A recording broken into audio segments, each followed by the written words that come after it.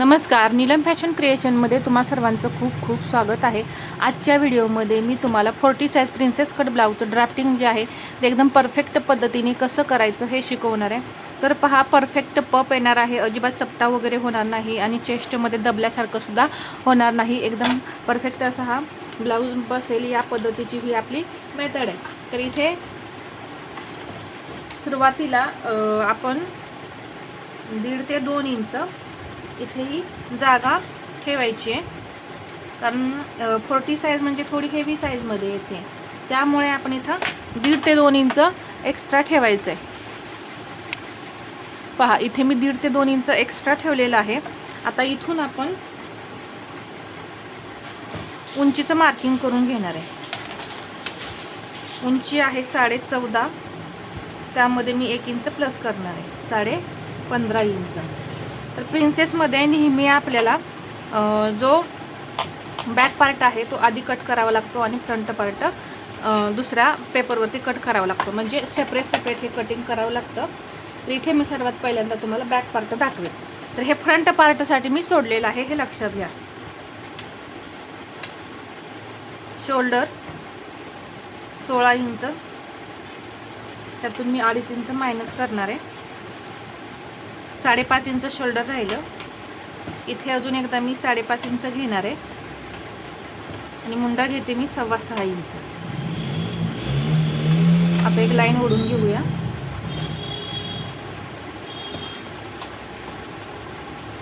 इथे 40 साइज आहे, त्याचा चौथा भाग होतो 10, परंतु पाठीमागील गळा माझा 11.5 इंच आहे, त्यामुळे मी इथे अर्धा इंच मायनस करणार आहे। 9.5 इंच घेतलं आणि इथे हे 1.5 इंच मार्जिन।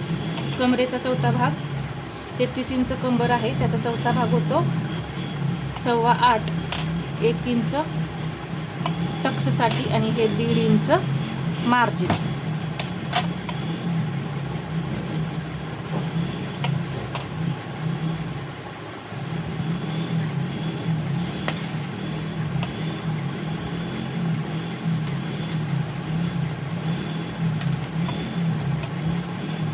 पाऊण इंच क्रॉस बॅक घेतला, तिरकी लाईन ओढून घेतली।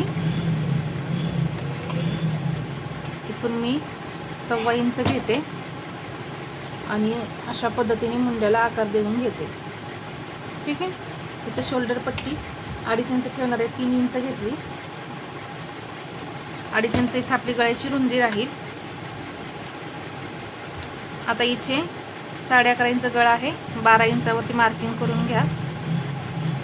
इथून 3 इंच घेतलं, इथे गळा ड्रॉ करा।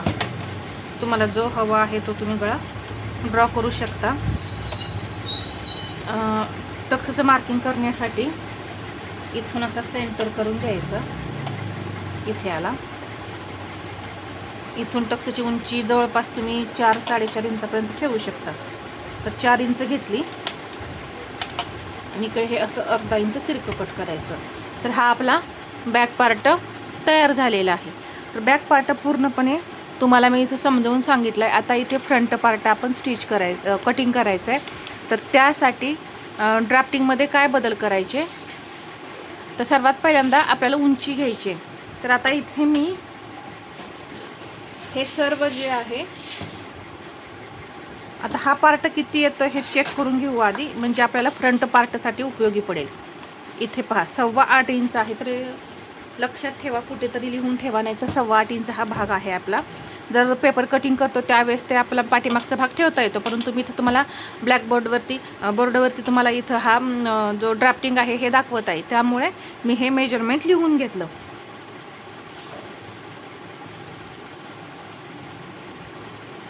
आता इथे मुंडासुद्धा असू द्या, आहे हाच। इथे उंचीमध्ये आता 40 साइज आहे, म्हणून मी 1.25 इंच वाढवते फ्रंट पार्ट।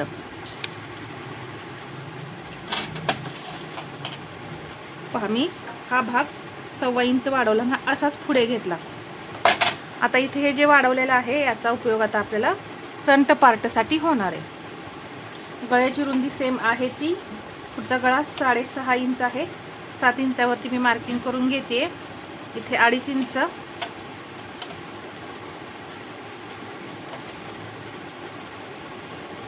गळ्याला आकार देऊन घेतला, डाऊन केलं. आता इथे आपल्याला फ्रंट पार्टला आकार द्यायचे.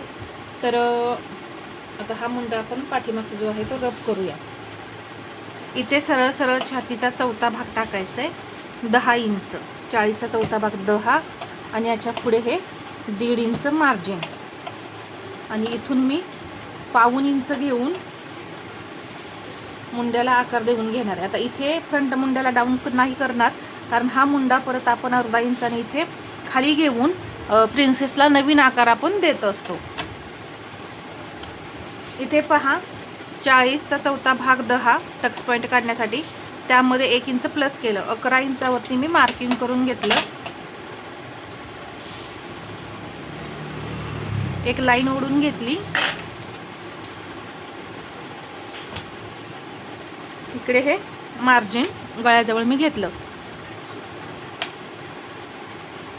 40चा 10वा भाग 4 इंच. इथे सुद्धा त्याच पद्धतीने 4 इंचावरती मार्किंग करून घेतलं आणि 1.25 इंच आतमध्ये आले. 1.25 इंच आतमध्ये आल्यानंतर इथे मी हे तिरकी लाईन ओढून घेतली. तिरकी लाईन ओढल्यानंतर हा टक्स जो आहे टोटल मी 3.5 इंचाचा देणार आहे. पहा, टोटल मी 3.5 इंच परफेक्ट पफ येण्यासाठी 3.5 इंचाचा मी इथं टक्स घेतलेला आहे.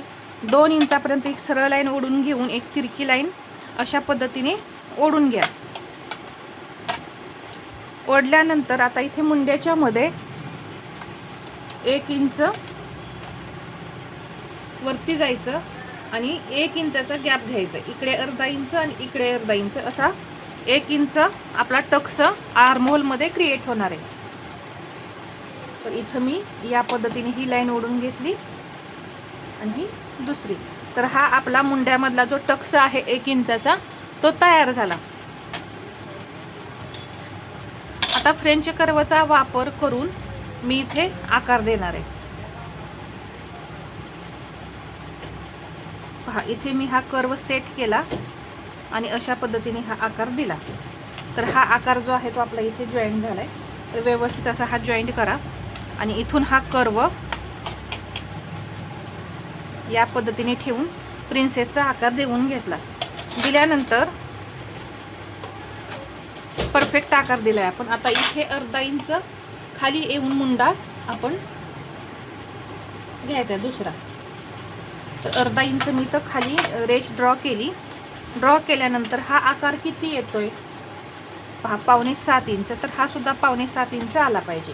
तर ही लाईन अशी पुढे ओढायची. तर हा आर्महोल आपला नवीन तयार होतो. पहा,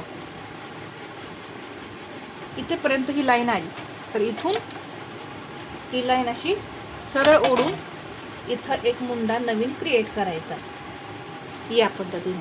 आता हा जो 1 इंचाचा आपण टक्स दिलाय तो इथे कमी पडणार. यासाठी इथे आपण परत हे 1 इंच घ्यायचं. इथे चेस्टमध्ये कमी पडू नये म्हणून इथे हे 1 इंच असं घ्यायचं. हे 1 इंच मी या इथे घेतलं. आता इथलं आपलं हे सर्व मार्किंग झालेलं आहे. आता इथे मी हे 1 इंच एक्स्ट्रा घेणार आहे. पहा, इथे मी किती घेतलं, 1 इंच पुढच्या भागामध्ये आणि इथून तिरकी लाईन ओढून घेतली. तर इथे तुम्ही पाहू शकता 1 इंच मी इथं एक्स्ट्रा घेतलेलं आहे आणि तिरकी लाईन ओढून घेतली आणि इथून 1/2 इंच हे तिरकं ड्रॉ करायचं. आता इथे हे 1 इंच आपण एक्स्ट्रा घेतलेलं आहे. हे झालं. आता इकडे एक्स्ट्रा घेतलं तर टक्स आपलं टोटल किती आहे 3.5 इंचाचा. तर यातला 1 इंच आपण इकडे घेतलेला आहे. तर आपल्याला एक्स्ट्रा कापड किती हवं आहे आता 2.5 इंच. तर ते इथून हे 1 इंच सोडून पहा कमरेचा चौथा भाग किती आहे 8.25. ठीक आहे. इथे पहा मी कमरेचा चौथा भाग 8.25 इंच घेतलं. आता प्लस आपण हे इथे जे टक्स किती घेतला होता 3.5 इंच घेतला होता. तर त्यातलं 1 इंच आपण इकडे घेतलेलं आहे पुढच्या भागाला.